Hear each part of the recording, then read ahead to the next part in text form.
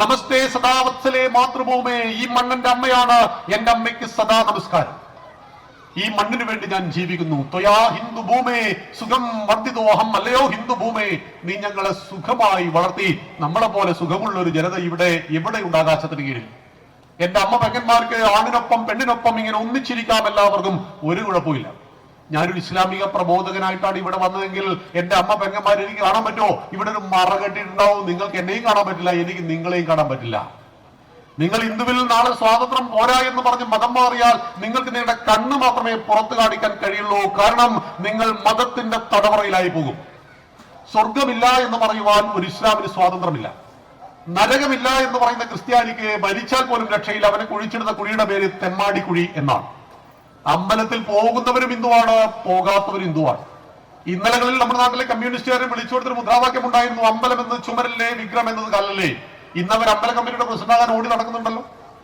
ശബരിമലയെ തകർക്കുവാൻ വേണ്ടി ഒരുപാട് പരിശ്രമം നടത്തിയവർ ഇന്നലകളിൽ അയ്യപ്പ സംഗമം നടത്തിയിട്ട് ഇൻകുലാബ് സിന്ദാബാദിന് പകരം സ്വാമിയെ ശരണമയ്യപ്പ എന്ന് വിളിക്കാൻ തുടങ്ങിയത് നല്ലതല്ലേ? രാഷ്ട്രവിരുദ്ധ ശക്തികൾ നിറഞ്ഞാടുന്ന ഒരു മണ്ണുകൂടിയാണ് നിർഭാഗ്യവശാൽ ഈ വർത്തമാനകാല കേരളം. ഹമാസിലെ ഭീകരന്മാർക്ക് വേണ്ടി നിലവിളിക്കുവാൻ ഇവിടെ ആളുണ്ട്.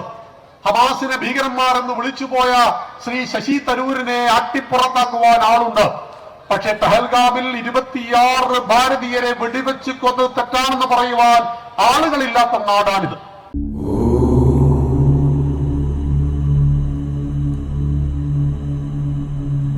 ആദരണീയ അധ്യക്ഷൻ, വേദിയിലും സദസ്സിലും സന്നിഹിതരായ സ്നേഹനിധികളായ പ്രിയ കുടുംബാംഗങ്ങളെ ഏവർക്കും സാദര നമസ്കാരം.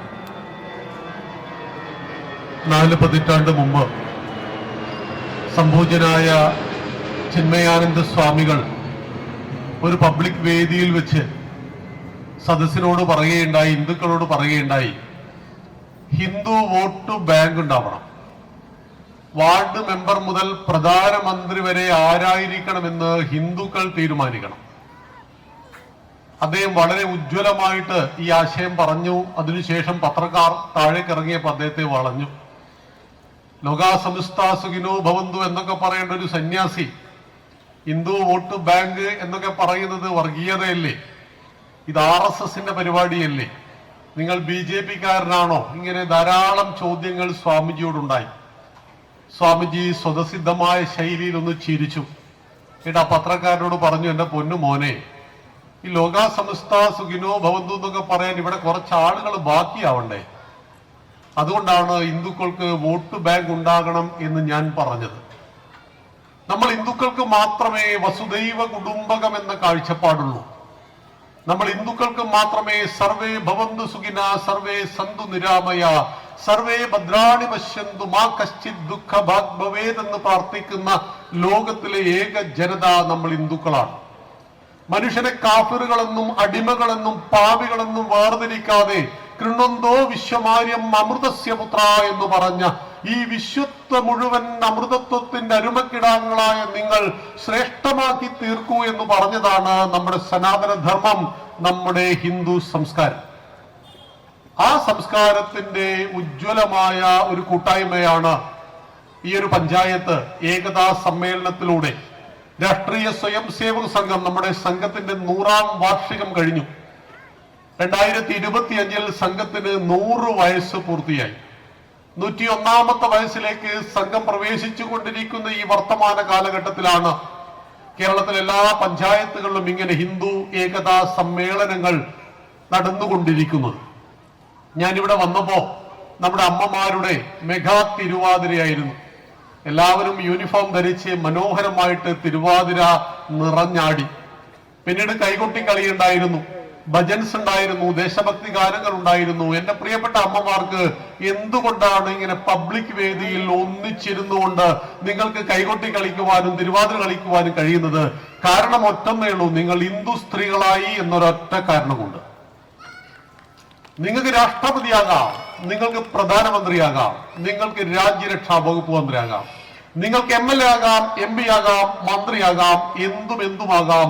എന്നാൽ അഖില ഹാദിയായപ്പോൾ ഹാദിയക്ക് MLA ആകാൻ കഴിയില്ല, MP ആകാൻ കഴിയില്ല, മന്ത്രിയാകാൻ കഴിയില്ല. കാരണം ഇന്ത്യൻ യൂണിയൻ മുസ്ലിം ലീഗിന്റെ ചരിത്രത്തിൽ ഇന്നേ വരെ ഒരു സ്ത്രീ MLA ആയിട്ടില്ല, MP ആയിട്ടില്ല, മന്ത്രി ആയിട്ടില്ല. നമ്മൾ ഹിന്ദുക്കൾ മഹാഭാഗ്യവാന്മാരാണ്. പക്ഷെ നമ്മൾ പലപ്പോഴും കസ്തൂരിമാനെ പോലെ ആയിപ്പോകുന്നു. കസ്തൂരിയുടെ അതിഹൃദ്യമായ സുഗന്ധം കസ്തൂരിമാന്റെ ശരീരത്തിൽ നിന്നും പുറപ്പെടുന്നു. പക്ഷെ മൂക്ക് മുകളിലേക്ക് ഉയർത്തിപ്പിടിച്ച് മാൻ ഓടിക്കൊണ്ടിരിക്കുന്നു. എവിടുന്നാണാവോ ഈ സുഗന്ധം എന്ന് തേടിയിട്ട്. നമ്മുടെ നാട്ടിലെ രാഷ്ട്രീയക്കാര് പറയാറുണ്ട്, ഇതൊരു മതേതര ഇന്ത്യ, എല്ലാ മതങ്ങൾക്കും ഇവിടെ തുല്യ അവകാശമുണ്ട്, ഹിന്ദു സംസ്കാരമൊക്കെ വളരെ നല്ലതാണ്. പക്ഷെ RSSകാർ ഈ സംസ്കാരത്തെ ഇല്ലാതാക്കുവാൻ പരിശ്രമിക്കുന്നു, വൈവിധ്യങ്ങളെ ഇല്ലാതാക്കുവാൻ സംഘപരിവാർ പരിശ്രമിക്കുന്നു.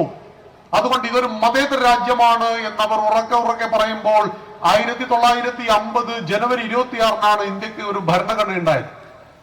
ഭരണഘടന ഉണ്ടാക്കുവാൻ നേതൃത്വം നൽകിയ ഒരാളുണ്ട്, ഡോക്ടർ BR അംബേദ്കർ.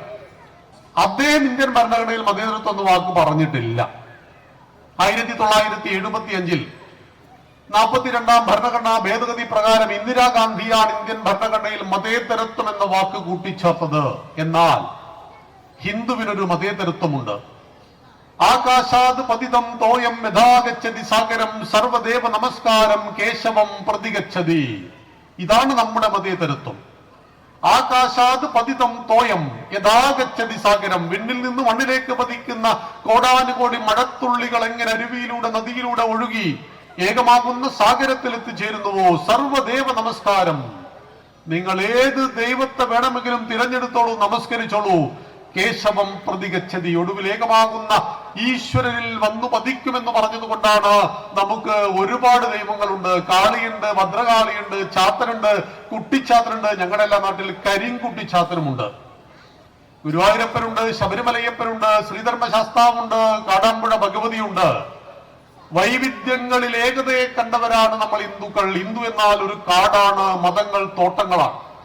തേയിലത്തോട്ടത്തിൽ തേയില മാത്രമേ കാണുള്ളൂ, കാപ്പിത്തോട്ടത്തിൽ കാപ്പി മാത്രമേ കാണുള്ളൂ. എന്നാൽ വനം എന്ന് പറയുന്നത് ചെറുതും വലുതുമായ മരങ്ങൾ, കിളികൾ, അരുവികൾ, ഷഡ്പദങ്ങൾ, ഇഴജന്തുക്കൾ, വളരെ മനോഹരമാണ് വനം. വനം കാണാൻ നിങ്ങളും ഞാനും പോകും. ആ വൈവിധ്യത്തിന്റെ പേരാണ് സനാതന ധർമ്മം. ആ വൈവിധ്യം ഒരു വനത്തോട് ഉപമിക്കാം. മാലിക് ദീനും കൂട്ടരും ഇസ്ലാം മതവുമായി ഭാരതത്തിൽ വരുമ്പോ കഷായത്തിലെടുക്കാൻ ഒരു മുസൽമാൻ ഈ മണ്ണിലില്ല. സെന്റ് തോമസും കൂട്ടരും ക്രിസ്തുമതമായി വന്നപ്പോൾ അവരെ സ്വീകരിച്ചവർക്ക് പള്ളി പണിതു കൊടുത്തത് നമ്മൾ ഹിന്ദുക്കളായിരുന്നു. ലോകം മുഴുവൻ ജൂതന്മാരെ വേട്ടയാടിക്കൊന്ന സമയത്ത് മുംബൈയിലും കൊൽക്കത്തയിലും കൊച്ചിയിലും അവർക്ക് മാതൃകാ കോളനികൾ പണിതു കൊടുത്തവരാണ് നമ്മൾ ഹിന്ദുക്കൾ. കഴിഞ്ഞ 6 പതിറ്റാണ്ട് ഹിന്ദുവിനിട്ട് പണി തന്നുകൊണ്ടേയിരിക്കുന്ന കമ്മ്യൂണിസ്റ്റുകാരനെ 1957 EMSന്റെ രൂപത്തിൽ അധികാരത്തിൽ കൊണ്ടുവന്ന ഒരു വിഡിത്തവും കൂടി ചെയ്തവരാണ് നമ്മൾ ഹിന്ദുക്കൾ. എല്ലാവരെയും സ്വീകരിക്കുവാൻ കഴിയുന്നവർ, എല്ലാത്തിലും ഈശ്വരനെ കാണുവാൻ കഴിയുന്നവർ. ഈശാവസ്യമിതം സർവം യത്കിഞ്ച ജഗത്യാം ജഗത്. ഈശ്വരൻ എവിടെയെല്ലാം ഉണ്ട്. പഴുതാരയിലും പാമ്പിലും കീരിയിലും ചൊറിപ്പുഴുവിലും കുയ്യാനയിലും തത്വമസി നിന്നിലും അഹം ബ്രഹ്മാസ്മി, അത് ഞാനുമാണ്. അണോരണീയാൻ മഹതോ മഹീയാൻ, ഏറ്റവും ചെറുതിൽ ചെറുതായിട്ട് ഞാനുണ്ട്, വലുതിൽ വലുതായിട്ട് ഞാനുണ്ട്. ആത്മാവിന്റെ രൂപത്തിൽ സർവചരാചരങ്ങളിലും ഞാൻ തന്നെ എന്ന് പറഞ്ഞ ഹിന്ദു, എല്ലാത്തിലും ഈശ്വരനെ കണ്ട ഹിന്ദു എല്ലാവരെയും സ്വീകരിച്ചു, എല്ലാവരെയും തന്നിലേക്ക് ഹൃദയത്തോട് ചേർത്ത് വെച്ചു. തൃശൂർ ജില്ലയിൽ ചെന്ന് ചേരമാൻ പെരുമാൾ പള്ളി കൊടുങ്ങല്ലൂരിൽ ചെന്ന് കാണുമ്പോൾ മാലിക് ദീനും കൂട്ടരും ഇസ്ലാം മതവുമായി ഭാരതത്തിൽ വന്ന സമയത്ത് അവർ പറഞ്ഞു, ഞങ്ങൾക്ക് കല്യാണം കഴിക്കണം, അതുകൊണ്ട് ഹിന്ദു സ്ത്രീകളെ മുസ്ലിമാക്കണം. രാജാവ് സമ്മതിച്ചു. 10 ഹിന്ദു പെൺകുട്ടികൾ മുസ്ലിങ്ങളായി മതം മാറി, കല്യാണം കഴിച്ചു. സന്തതി പരമ്പരകൾ ഉണ്ടാകാൻ തുടങ്ങിയപ്പോൾ പറഞ്ഞു, ഞങ്ങൾക്കൊരു പള്ളി വേണം. പള്ളി എങ്ങനെയാണ്? പള്ളി അമ്പലം പോലെയല്ല, വലിയ ഹാളാണ്. അങ്ങനെ ദുർഗാദേവി ക്ഷേത്രം ഉണ്ടാക്കാൻ വേണ്ടി ബാക്കി വെച്ച കല്ലുകൾ കൊണ്ട്, മരങ്ങൾ കൊണ്ട് പണിതതാണ് ആദ്യത്തെ ഇസ്ലാമിക പള്ളി, ചേരമാൻ പെരുമാൾ പള്ളി കൊടുങ്ങല്ലൂരിൽ. എല്ലാവരെയും സ്വീകരിക്കുവാൻ കഴിയുന്നു. പക്ഷെ ഇവരെല്ലാം നമുക്ക് എന്ത് തിരിച്ചു നൽകി? ഈ ഹിന്ദു ഏകതാ സമ്മേളനത്തിൽ ഹിന്ദുക്കൾ സദ്ഗുണ വൈകൃതികളായതിനെ കുറിച്ച് VD സവർക്കാർ പലപ്പോഴും വേദനയോടുകൂടി പറഞ്ഞിട്ടുണ്ട്. ഗുണമങ്ങനെ കൂടി കൂടി കൂടി സദ്ഗുണ വൈകൃതികളായി പോയി. വെള്ളിയാഴ്ച ജനിക്കുന്ന കുട്ടിയെ മുസ്ലിമായി പ്രഖ്യാപിച്ച രാജാക്കന്മാർ കേരളത്തിലുണ്ടായിരുന്നു. കടൽ കടക്കാൻ പാടില്ലെന്ന അന്ധവിശ്വാസം ഹിന്ദുവിനുള്ളത് കൊണ്ട് കടൽ കടക്കുവാൻ വേണ്ടി ഹിന്ദു ചെറുപ്പക്കാരെ മുസ്ലിമാക്കി പരിവർത്തനം ചെയ്ത ഒരു കാലഘട്ടം നമുക്കുണ്ടായിരുന്നു. വിവേകാനന്ദ സ്വാമികൾ കൊടുങ്ങല്ലൂർ വന്നിറങ്ങി. അദ്ദേഹത്തിന്റെ കുതിരവണ്ടി തെളിക്കുന്നത് ഒരു ക്രിസ്ത്യാനിയാണ്. എന്നാൽ ക്രിസ്ത്യാനി മനോഹരമായിട്ട് ശ്രീകൃഷ്ണന്റെ ഭജന പാടുന്നു. ശ്രീകൃഷ്ണന്റെ ഭജന പാടുന്നത് കേട്ടപ്പോൾ സംശയം തോന്നിയ സ്വാമിജി അയാളോട് ചോദിച്ചു, അല്ലയോ പ്രിയപ്പെട്ട ക്രിസ്ത്യാനി, എങ്ങനെ പഠിച്ചു ശ്രീകൃഷ്ണന്റെ ഭജന? അപ്പോ അയാൾ പറഞ്ഞു, എന്റെ പൊന്നു സ്വാമി, ഞാൻ 2 കൊല്ലം വരെ ഒരു പുലയനായിരുന്നു. ഞാൻ തൊട്ടുകൂടാത്തവനും തീണ്ടിക്കൂടാത്തവനുമായിരുന്നു. ദൃഷ്ടിയിൽപ്പെട്ടാലും ദോഷമുള്ളവനായിരുന്നു. ഞാൻ മതം മാറി ക്രിസ്ത്യാനിയായപ്പോൾ എന്നെ ആ നമ്പൂതിരി ആ വീട്ടിലെ കാര്യസ്ഥനാക്കി. അതുകൊണ്ടാണ് അങ്ങയെ കൂട്ടാൻ വേണ്ടിയിട്ട് ഞാൻ കുതിരവണ്ടിയുമായിട്ട് വന്നിരിക്കുന്നത്. പുലയനും പറയനും നായരും നമ്പൂതിരിയുമായിട്ട് നമ്മൾ തമ്മിലടിച്ച് തൊട്ടുകൂടായ്മയും തീണ്ടിക്കൂടായ്മയും ദൃഷ്ടിയിൽപ്പെട്ടാലും ദോഷമുള്ള അവസ്ഥയിലൂടെ ഹിന്ദു സമൂഹം കടന്നു പോയിട്ടുണ്ട്. എല്ലാവരും എല്ലാവരെയും പീഡിപ്പിച്ചിട്ടുണ്ട്. എന്നാൽ അന്ന് അമേരിക്കയിൽ അടിമ കച്ചവടം ഉണ്ടായിരുന്നു, അന്ന് അറേബ്യയിൽ അടിമ കച്ചവടം ഉണ്ടായിരുന്നു. അത് കമ്മ്യൂണിസ്റ്റുകാരും പറയില്ല, അത് സുൽപീലന്മാരും ശ്യാംകുമാരന്മാരും പറയില്ല. മനുഷ്യന്റെ കഴുത്തിൽ കയറിട്ട് തെരുവോരങ്ങളിൽ വലിച്ചിഴച്ച് വിറ്റ ചരിത്രം പറയുവാനുണ്ട് ഇന്നത്തെ അമേരിക്കയ്ക്കും അറേബ്യയ്ക്കും. എബ്രഹാം ലിങ്കനാണ് അമേരിക്കയിൽ അടിമ കച്ചവടം നിരോധിച്ചത്. ഇവിടെ ജാതീയതയും തൊട്ടുകൂടായ്മയും തീണ്ടിക്കൂടായ്മ ഉണ്ടായിരുന്നു. അങ്ങനെ പാർശ്വവൽക്കരിക്കപ്പെടുന്ന നമ്മുടെ ഹൈന്ദവ സോദരങ്ങൾ മതപരിവർത്തനത്തിന് വിധേയമാകുവാൻ സാധ്യതയുണ്ടെന്ന് മനസ്സിലാക്കിയപ്പോഴാണ് അദ്ദേഹം മാരകമായ ഒരു വാക്ക് നമ്മുടെ കേരളത്തെ കുറിച്ച് പറഞ്ഞത്. കേരളം ഒരു ഭ്രാന്താലയമാണ് എന്ന്.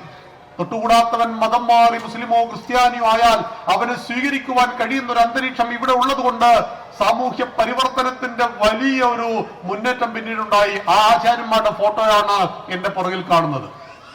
Sreenarayana Gurudevan, Chattampi Swami Thiruvadikal, Mahatma Ayyankali, Mannathu Padmanabhan, T K Madhavan, Pandit Karuppan, R Sankar, Kumaranasan, Sahodaran Ayyappan, doctor Palpu, എണ്ണിയാൽ ഒടുങ്ങാത്ത നേതാക്കന്മാരും നവോത്ഥാന നായകന്മാരും ആചാര്യന്മാരും വന്ന് നമ്മൾ ഹിന്ദുക്കളുടെ തൊട്ടുകൂടായ്മ തീണ്ടിക്കൂടായ്മ ഒക്കെ അങ്ങോട്ട് പരിഹരിച്ചു. പുലയനും പറയനും നായർക്കും നമ്പൂതിരിക്കും ശാന്തിക്കാരനാകുവാനും തന്ത്രവിദ്യ പഠിക്കുവാനുമുള്ള ആ മഹത്തായ കേന്ദ്രം നിങ്ങളുടെ ആലുവയിലാണെന്ന് പറയുവാൻ എനിക്ക് അഭിമാനമുണ്ട്. 5 പതിറ്റാണ്ടുകൾക്ക് മുമ്പ്, 54 വർഷങ്ങൾക്ക് മുമ്പ് സ്വർഗീയ മാധവജിയാൽ സ്ഥാപിതമായ ആലുവയിലെ തന്ത്രവിദ്യാപീഠത്തിന്റെ അധിപന്മാരെല്ലാം ഈ വേദിയിൽ ഒന്നിച്ചിരിക്കുകയാണ്. നമ്മൾ ഛിന്ന ഭിന്നമായി പോയൊരു കാലഘട്ടം ഉണ്ടായിരുന്നു അന്ന്. ഇന്ന് നമ്മളത് ഏകീകരിച്ചു. ഇന്ന് ഒരു ക്ഷേത്രത്തിലും ജാതി ചോദിക്കാറില്ല. പുലയനും പറയനും നായർക്കും നമ്പൂതിരിക്കും ഒരു ശബരിമല, ഒരു ഗുരുവായൂർ, ഒരു വൈക്കം, ഒരു കാടാമ്പുഴ. ഞങ്ങളുടെ നാട്ടിൽ ഒരു കുമാരസ്വാമി ഉണ്ട്, പുലയ സമൂഹത്തിൽപ്പെട്ട ആളാണ്. ഗുരുസ്വാമിയാണ് കുമാരസ്വാമി. ശബരിമല തീർത്ഥാടന സമയമാകുമ്പോൾ ഗുരുസ്വാമിയായ കുമാരസ്വാമിയുടെ പാദങ്ങളിൽ വണങ്ങി മാല വാങ്ങുന്നവരാണ് അവിടുത്തെ നമ്പൂതിരിയും നായരും ഈഴവനും എല്ലാം തന്നെ. കുമാരസ്വാമിയുടെ ജാതി ഇന്ന് ഹിന്ദുക്കൾ ചിന്തിക്കാറില്ല.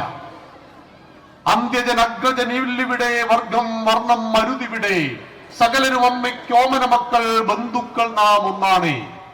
ഹിന്ദുവിന്റെ അടിസ്ഥാന പ്രമാണമായ വേദത്തെ വ്യസിച്ചു, വിഭജിച്ചു. വേദവ്യാസൻ എന്ന പേര് അദ്ദേഹത്തിന് ലഭിച്ചു. കൃഷ്ണദ്വൈപായനൻ, സത്യവതി എന്ന മുക്കുവസ്ത്രീയുടെ മകനായിരുന്നു. കൃഷ്ണദ്വൈപായനൻ, കൃഷ്ണൻ കറുത്തവൻ, ദ്വൈപായനൻ ദ്വീപിൽ ജനിച്ചവൻ. പരാശര മഹർഷിക്ക് സത്യവതി എന്ന മുക്കുവസ്ത്രീയിൽ ഉണ്ടായ മകന് വേദത്തെ 4ആയി പകുത്തുവാൻ കഴിയുന്ന ഈ നാട്ടിൽ രത്നാകരൻ എന്ന് പറയുന്ന കാട്ടാളൻ ആദിവാസി സഹോദരന് വാൽമീകിയാകുവാനും രാമനെ കുറിച്ച് 24,000 ശ്ലോകങ്ങളിൽ 7 കാണ്ഡങ്ങളിൽ ആദി കാവ്യം രചിക്കുവാനും കഴിയുന്ന നാട്ടിൽ എവിടെയായിരുന്നു ജാതീയതയും തൊട്ടുകൂടായ്മയും തീണ്ടിക്കൂടായ്മയും? ഉണ്ടായിരുന്നു. ഒരു 1000 വർഷത്തെ 500 വർഷത്തിനിടയിൽ ഇതൊക്കെ വന്നിരുന്നു. ഹിന്ദുക്കളായിട്ട് ഇത് പരിഹരിച്ചു. അങ്ങനെ പരിഹരിക്കുവാൻ നിമിത്തമായി തീർന്നൊരു മഹാപ്രസ്ഥാനത്തിന് 100ാമത് വാർഷികമാണ് നമ്മൾ ഇന്നിവിടെ ആചരിച്ചു കൊണ്ടിരിക്കുന്നത്. 1925 നാഗപ്പൂരിൽ നമ്മുടെ രാഷ്ട്രീയ സ്വയം സേവക സംഘം പരംപൂജനീയ ഡോക്ടർ ജി തുടങ്ങുമ്പോൾ നമസ്തേ സദാവത്സലേ മാതൃഭൂമി എന്നൊരു മുദ്രാവാക്യമാണ് അദ്ദേഹം മുന്നോട്ട് വെച്ചത്. എപ്പോഴും നമസ്കാരം. വാത്സല്യവതിയായ എന്റെ മാതൃഭൂമിക്ക്, ഈ മണ്ണെന്റെ അമ്മയാണ്, എന്റെ അമ്മയ്ക്ക് സദാ നമസ്കാരം. അമ്മ എന്ന സങ്കല്പം, ജീവനില്ലാത്ത മണ്ണിനെ അമ്മയായി കണ്ടുകരുതി ആരാധിക്കുന്ന വിഡ്ഢികളാണ് നിങ്ങൾ ഹിന്ദുക്കൾ എന്ന് പറഞ്ഞപ്പോൾ എല്ലാത്തിനെയും നന്ദിയോടുകൂടി കണ്ട, സംരക്ഷിക്കേണ്ട സകലത്തിനെയും അമ്മയായി കണ്ടവരാണ് നമ്മൾ ഹിന്ദുക്കൾ. വെള്ളം കിട്ടാത്ത ഒരു ലോകത്തെ കുറിച്ച് ചിന്തിക്കുവാൻ സാധ്യമല്ലാത്തത് കൊണ്ട് വെള്ളം കിട്ടുന്ന സകല സ്രോതസ്സുകളെയും ഹിന്ദുക്കൾ അമ്മയായി കണ്ടു. കടലിനെ കടലമ്മ എന്ന് വിളിച്ചു, ഗംഗയെ ഗംഗാമാതാവ് എന്ന് വിളിച്ചു. നാം ജനിച്ചതും ജീവിക്കുന്നതും മരിച്ചാൽ ചേരുന്നതും ഈ മണ്ണിലായതുകൊണ്ട് ഈ മണ്ണിനെ മഞ്ഞും മലയും മരുഭൂമി നിറഞ്ഞ വെറുമൊരു കരയായി ഭാരതം കണ്ടില്ല. മാതാഭൂമി പുത്രോഹം പൃഥിവ്യ, ഈ മണ്ണിന്റെ അമ്മയാണ് ഞാൻ, ഈ മണ്ണിന്റെ മകനാണെന്ന് ഭാരതം നമ്മെ പഠിപ്പിച്ചു. അമ്മയുടെ മുലപ്പാലിനൊപ്പം നാം കുടിച്ചു വളർന്ന പാല് പശുവിൻ്റെതായതുകൊണ്ട് ആ സാധുമൃഗത്തിന് ഭാരതം അമ്മയുടെ സ്ഥാനം നൽകി.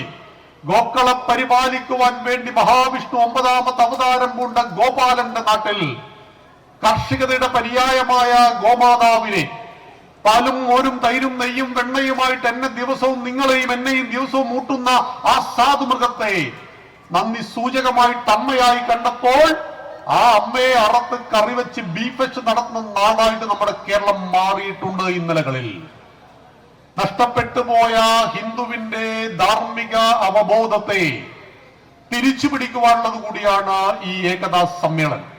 നല്ലൊരു കാലഘട്ടത്തിലൂടെ നാം സഞ്ചരിച്ചു കൊണ്ടിരിക്കുന്നു. നമസ്തേ സദാവത്സലേ മാതൃഭൂമേ, ഈ മണ്ണിന്റെ അമ്മയാണ് എന്റെ അമ്മയ്ക്ക് സദാ നമസ്കാരം. ഈ മണ്ണിനു വേണ്ടി ഞാൻ ജീവിക്കുന്നു. ത്വയാ ഹിന്ദു ഭൂമേ സുഖം വർദ്ധിതോഹം, അല്ലയോ ഹിന്ദു ഭൂമേ നീ ഞങ്ങളെ സുഖമായി വളർത്തി. നമ്മളെ പോലെ സുഖമുള്ള ഒരു ജനത ഇവിടെ എവിടെയുണ്ട് ആകാശത്തിന് കീഴിൽ? എന്റെ അമ്മ പെങ്ങന്മാർക്ക് ആണിനൊപ്പം പെണ്ണിനൊപ്പം ഇങ്ങനെ ഒന്നിച്ചിരിക്കാം, എല്ലാവർക്കും ഒരു കുഴപ്പമില്ല. ഞാനൊരു ഇസ്ലാമിക പ്രബോധകനായിട്ടാണ് ഇവിടെ വന്നതെങ്കിൽ എന്റെ അമ്മ പെങ്ങന്മാർ എനിക്ക് കാണാൻ പറ്റുമോ? ഇവിടെ ഒരു മറ കെട്ടിയിട്ടുണ്ടാവും. നിങ്ങൾക്ക് എന്നെയും കാണാൻ പറ്റില്ല, എനിക്ക് നിങ്ങളെയും കാണാൻ പറ്റില്ല. നിങ്ങൾ ഹിന്ദുവിൽ നാളെ സ്വാതന്ത്ര്യം പോരാ എന്ന് പറഞ്ഞ് മതം മാറിയാൽ നിങ്ങൾക്ക് നിങ്ങളുടെ കണ്ണ് മാത്രമേ പുറത്തു കാണിക്കാൻ കഴിയുള്ളൂ. കാരണം നിങ്ങൾ മതത്തിന്റെ തടവറയിലായി പോകും. ഈശ്വര വിശ്വാസിയായ വാൽമീകിയെ ഹിന്ദുക്കൾ വിളിച്ചു വാൽമീകി മഹർഷി എന്നും. ആയുർവേദം എന്ന ശാസ്ത്രഗ്രന്ഥം എഴുതിയ ചരകനെ ഹിന്ദുക്കൾ വിളിച്ചു ചരക മഹർഷി എന്നും. കാമശാസ്ത്രം എഴുതിയ വാത്സ്യാനെയും മഹർഷി എന്ന് വിളിച്ച ഹിന്ദു നിരീശ്വരവാദിയായ ചാർവാകനെയും വിളിച്ചത് മഹർഷി എന്നായിരുന്നു. അതുകൊണ്ട് യുക്തിവാദത്തിന് ഡെഫിനിഷൻ കൊടുത്തത് വാൽമീകി മഹർഷിയാണ്.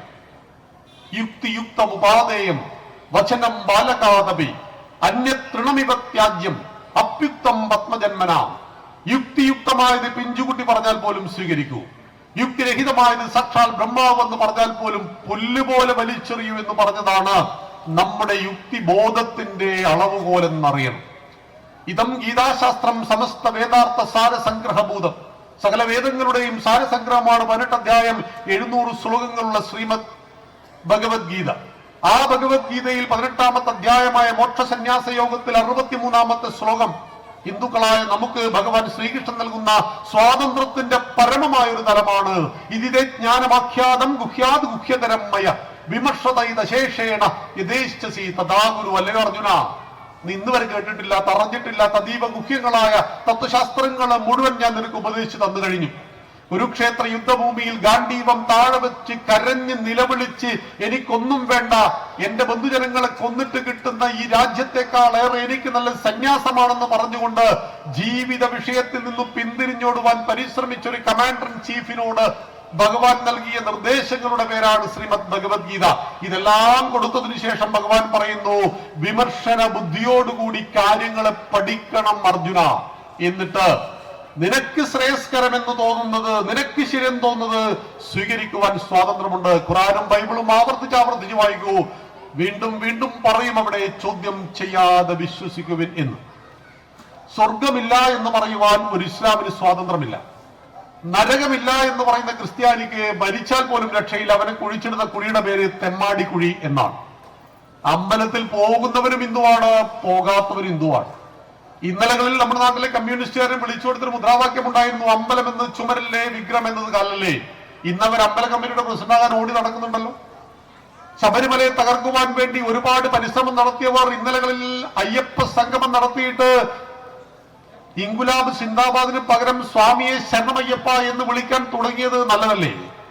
ഭൂമിയുടെ ആകർഷണ വലയത്തിൽ നിന്നും ഒഴിഞ്ഞു നിൽക്കുവാൻ വസ്തുക്കൾക്ക് സാധ്യമല്ല എന്നതുപോലെ ഹിന്ദുധർമ്മത്തിന്റെ ആകർഷണ വലയത്തിൽ ഒഴിഞ്ഞു നിൽക്കുവാൻ ഒരു കമ്മ്യൂണിസ്റ്റുകാരനും സാധ്യമല്ല. അത് അവരെ പിടിച്ചു വലിച്ചുകൊണ്ടേയിരിക്കും. അതാണ് നമ്മുടെ സനാതന ധർമ്മത്തിന്റെ സവിശേഷത. ത്വയാ ഹിന്ദു ഭൂമേ സുഖം വർദ്ധിതോഹം, അല്ലയോ ഹിന്ദു ഭൂമേ നീ ഞങ്ങളെ സുഖമായി വളർത്തി.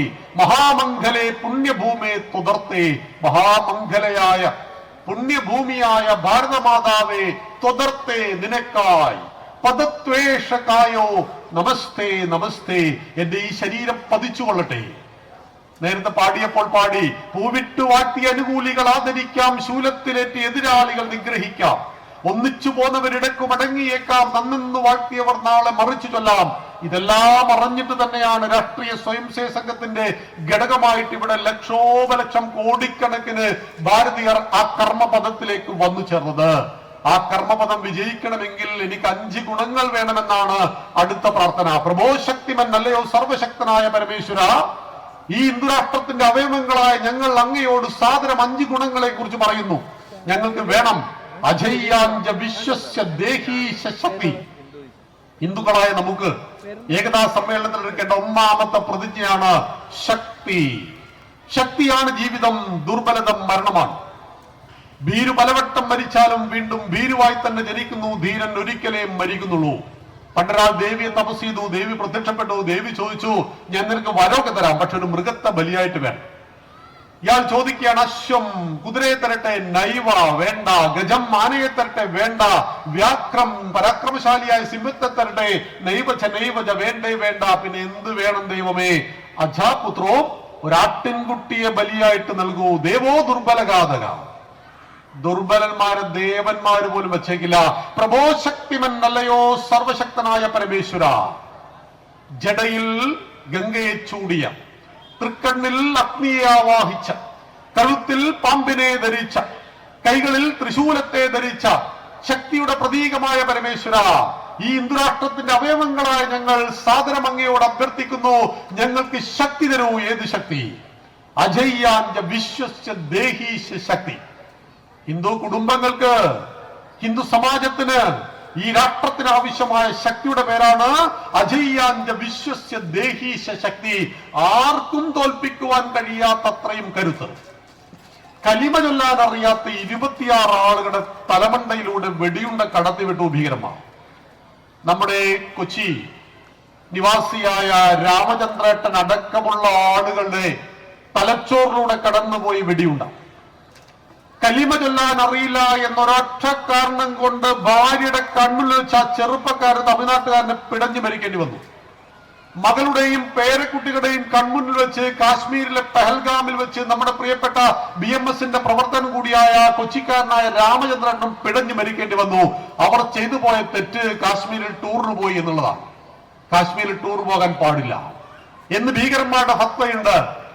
ആ ഭീകരന്മാരുടെ ഫത്വ ലംഘിച്ചുകൊണ്ട് പഹൽഗാമിൽ ടൂറിന് പോയ ഹിന്ദുക്കളെ തെരഞ്ഞു പിടിച്ചു. അവിടെ തലമണ്ടയിലൂടെ വെടിയുണ്ട കടത്തിവിട്ടപ്പോൾ ഭാരതം ചോദിച്ചു, ഇതിന് പ്രതികരണമില്ലേ? തിരിച്ചടിക്കണ്ടേ പാകിസ്ഥാനെ? നമുക്കറിയാം, നമ്മുടെ രാജ്യം ഭരിക്കുന്നത് ഒരു സ്വയം സേവകനാണ്.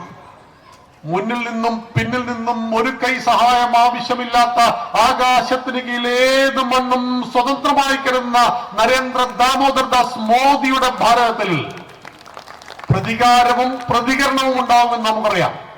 നമ്മൾ കാത്തിരുന്നു, പ്രതികരിക്കുന്നില്ലേ മോദിജി? പ്രതികരിക്കുന്നില്ലേ?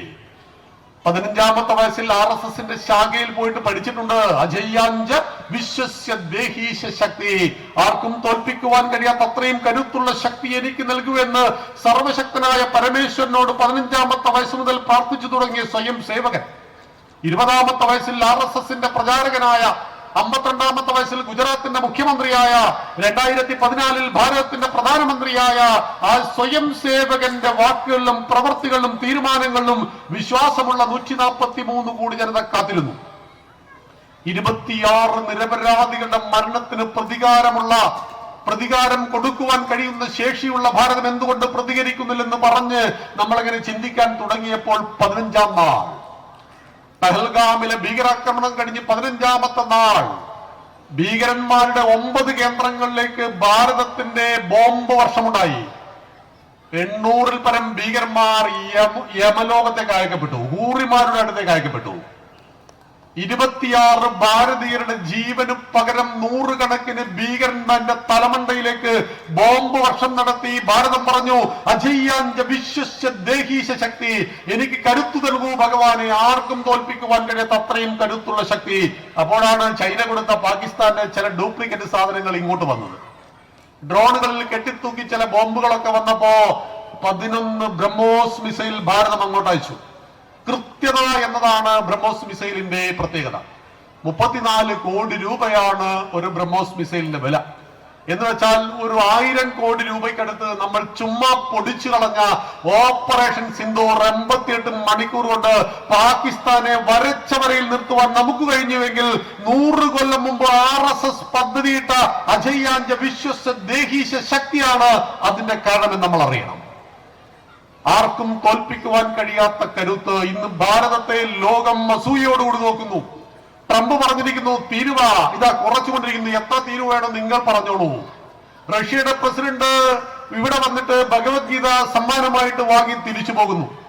28 ലോകരാജ്യങ്ങൾ 8 ഇസ്ലാമിക രാജ്യങ്ങളടക്കം അവരുടെ പരമോന്നത ബഹുമതി നൽകി ഒരു സ്വയം സേവകനായ പ്രധാനമന്ത്രിയെ നിരന്തരം ആദരിച്ചു കൊണ്ടിരിക്കുന്നുവെങ്കിൽ ഇത് നമ്മുടെ കാലമാണ്, ഇത് ഭാരതത്തിന്റെ നൂറ്റാണ്ടാണ്, ഇത് ഹിന്ദുവിന്റെ നൂറ്റാണ്ടാണെന്ന് അഭിമാനത്തോടുകൂടി പറയുവാൻ നമുക്ക് കഴിയണം. അതുകൊണ്ട് സർവശക്തനായ പരമേശ്വര ഞങ്ങൾക്ക് നൽകൂ അജയ്യാഞ്ച വിശ്വസ്യ ദേഹീശ ശക്തി. മനുവിന്റെ നീതിശാസ്ത്രം പറയും, എന്റെ വീട്ടിലെ പശു നിങ്ങളുടെ വീട്ടിലേക്ക് വന്ന് നിങ്ങൾ വളർത്തുന്ന വിളവ് ഭക്ഷിച്ചാൽ ഞാൻ നിങ്ങൾക്ക് ഫൈൻ അടക്കണം. പക്ഷെ ഞാൻ ഫൈൻ അടക്കേണ്ടതില്ല. നിങ്ങളുടെ വിളവ് നിങ്ങൾ വേലികെട്ടി സംരക്ഷിച്ചിട്ടില്ല എങ്കിൽ ഞാൻ ഒരു പിഴയും അടക്കേണ്ടതില്ല. വാതിൽ തുറന്നിട്ടു, അതുകൊണ്ട് കള്ളൻ വീട്ടിൽ കയറി, തെറ്റുകാരൻ കള്ളനല്ല. വാതിൽ നിങ്ങൾ അടച്ചില്ല എന്നാണ് കാരണം. വാതിൽ ദുർബലമാണെങ്കിൽ കള്ളൻ കയറും. വീട്ടിന്റെ ഉള്ളിൽ പൂച്ച കയറിയാൽ, പട്ടി കയറിയാൽ നമ്മൾ ഒരിക്കലും പട്ടിയെ പൂച്ചയെ കുറ്റം പറയില്ല.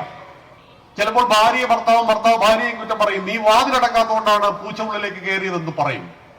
എന്നാൽ കള്ളൻ കയറിയാൽ നമ്മൾ കള്ളനെ കുറ്റം പറയും. കള്ളനെ കുറ്റം പറയരുത്, കാരണം നമ്മുടെ വാതിലുകൾ ദുർബലമാണെങ്കിൽ ഏത് കള്ളനും കയറും. രാഷ്ട്രത്തിന്റെ അതിർത്തികൾ ദുർബലമാണെങ്കിൽ പാകിസ്ഥാനിൽ ഭീകരന്മാർ വരും. 2008 അവർ മുംബൈയിലേക്ക് വന്നു. 178 ഭാരതീയരെ മഹാരാഷ്ട്രയുടെ മുംബൈയുടെ മണ്ണിൽ വെടിവെച്ച് കൊന്നിട്ട് അവർ ഈ മണ്ണിൽ നമ്മുടെ വീര സൈനികന്മാർ ജീവൻ ബലിദാനം നൽകി ഒന്നിനെ ജീവനോടെയും ബാക്കി എല്ലാവരെയും യമപുരിക്ക് അയച്ചു. അന്ന് നമ്മുടെ നാട് ഭരിക്കുന്നത് മൻമോഹൻ സിംഗ് ആണ്, UPA സർക്കാർ. 178 ഭാരതീയരുടെ മരണത്തിന് പ്രതികാരമില്ലേ? ഭാരതം ചോദിച്ചു. 2 ആഴ്ച കഴിഞ്ഞപ്പോൾ പത്രസമ്മേളനത്തിൽ നമ്മൾ പ്രതീക്ഷിച്ചു യുദ്ധപ്രഖ്യാപനമായിരിക്കുമെന്ന്. പക്ഷേ അദ്ദേഹം പറഞ്ഞു, ഞങ്ങൾ പാകിസ്ഥാനോട് ഇനി ക്രിക്കറ്റ് കളിക്കുന്നതല്ല എന്ന്. ഉറിയിലും പുൽവാമയിലും ഭീകരാക്രമണം ഉണ്ടായപ്പോൾ തിരിച്ചടിച്ച ഭാരതം എന്തുകൊണ്ട്? ശക്തിയെ ആരാധിച്ചു എന്നതുകൊണ്ട്. അതുകൊണ്ട് പ്രിയമുള്ളവരെ, ഏകതാ സമ്മേളനത്തിൽ നമുക്ക് നൽകുന്ന ഒന്നാമത്തെ സന്ദേശം, രാഷ്ട്രീയ സ്വയം സേവക സംഘവും നമ്മുടെ ആർഷഭാരത സംസ്കാരവും നമ്മുടെ ഋഷി പരമ്പരയും നമ്മെ പഠിപ്പിക്കുന്നത് ത്വം ഹി ദുർഗാ ദശപ്രഹരണധാരിണി. 10 കൈകളിൽ ആയുധം ധരിച്ച ദുർഗയെ പൂജിക്കുന്നവരാണ് നമ്മൾ. ഒരു കൈയിൽ താമരയുണ്ടെങ്കിൽ മറുകൈയിൽ വാളുണ്ട്, ഗദയുണ്ട്, കുന്തമുണ്ട്, ചക്രമുണ്ട്. ആയുധമില്ലാത്തൊരു ദേവീദേവനെ നിങ്ങൾ കാണിക്കാൻ കഴിയുമോ? ആയുധമില്ലാത്തൊരു ദേവീദേവനെ കാണിക്കുവാൻ നമുക്ക് കഴിയില്ല. സത്യത്തെയും ശക്തിയെയും ഒരുപോലെ ആരാധിക്കുവാൻ ഹിന്ദുവിനെ പഠിപ്പിച്ചു നമ്മുടെ ഋഷി പരമ്പര എന്നറിയണം. അതുകൊണ്ടാണ് അവർ ധനുർവേദത്തെയും ഉണ്ടാക്കിയിട്ടുണ്ട്. എങ്ങനെയാണ് അസ്ത്രവും ശസ്ത്രവും നിർമ്മിക്കേണ്ടത്, ആയുധ വിദ്യകൾ എങ്ങനെ. കോസല സാമ്രാജ്യത്തിന്റെ അതിർത്തികളിൽ ശതാഗ്നി എന്ന ആയുധത്തെ വിന്യസിച്ചിരുന്നു ദശരഥ മഹാരാജാവ്. ഓർവിട്ടോടിയതല്ല നമ്മുടെ വീരപുരാതന ചരിതങ്ങൾ, തേരുതെളിച്ചടരാടി നമ്മൾ ദേവർക്കായും യുദ്ധങ്ങൾ എന്ന് പറഞ്ഞപ്പോൾ ആ ദേവന്മാർക്ക് വേണ്ടി അടരാടിയ ദശരഥ മഹാരാജാവ് സ്വന്തം രാജ്യത്തിന്റെ അതിർത്തിയെ സംരക്ഷിക്കുവാൻ വേണ്ടി കിടങ്ങുകൾ കുഴിച്ചിരുന്നു. ആ കിടങ്ങിൽ വെള്ളം നിറച്ചിരുന്നു. ആ വെള്ളത്തിൽ മുതലകളെ വളർത്തിയിരുന്നു. ശതാഗ്നി എന്ന ആയുധത്തെ വിന്യസിച്ചിരുന്നു. നമ്മുടെ രാഷ്ട്രത്തിന്റെ അതിർത്തികൾ ഇന്ന് സുരക്ഷിതമാണ്. നമ്മുടെ വീടിന്റെ വാതിലുകൾ, വീടിന്റെ കോമ്പൗണ്ട് എങ്ങനെയാണോ സുരക്ഷിതമായിരിക്കുന്നത്, അതുപോലെ രാഷ്ട്രത്തിന്റെ അതിർത്തികൾ സുരക്ഷിതമാണിന്ന്. അത് കഴിയുന്നത് ശക്തിയെ ആരാധിക്കുന്നു എന്നുകൊണ്ടാണ്.